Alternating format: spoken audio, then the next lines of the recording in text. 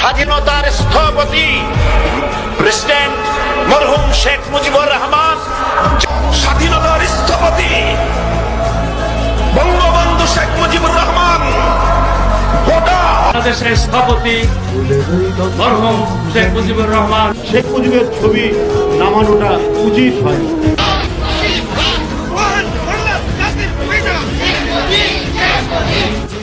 মানে বাংলাদেশ বঙ্গবন্ধু একটা স্বাধীন দেশ, যার জন্ম না হলে আমি সেনাবাহিনী প্রধান হতে পারতাম না, যার জন্ম না হলে রাষ্ট্রপতি হতে পারতাম না, যার জন্ম না হলে এই সংসদের বক্তব্য দিতে পারতাম।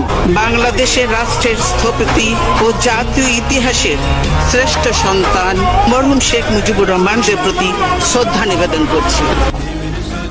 দা ভিঞ্চির মোনালিসা দুইবার রাখতে পারবে না, 7ই মার্চ সমগ্র বিশ্বে একবারই ওই ভাষণ ওভাবেই যাবে।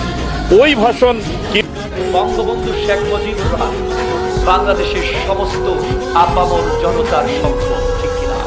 স্বাধীনতার স্থপতি বঙ্গবন্ধু শেখ মুজিবুর রহমান 7ই মার্চের ভাষণ দিয়েছিলেন রেস কোর্সের ময়দানে। ওই ভাষণ আজও কুয়ার ভিতরে নিতে চান খালি। আওয়ামী লীগের নেতা, কিসের আওয়ামী লীগের নেতা? বঙ্গবন্ধু এ জাতির 18 কোটি মুসলমান, হিন্দু, বৌদ্ধ, খ্রিস্টান সকলের নেতা। এক নেতা এক দেশ, বঙ্গবন্ধু বাংলাদেশ।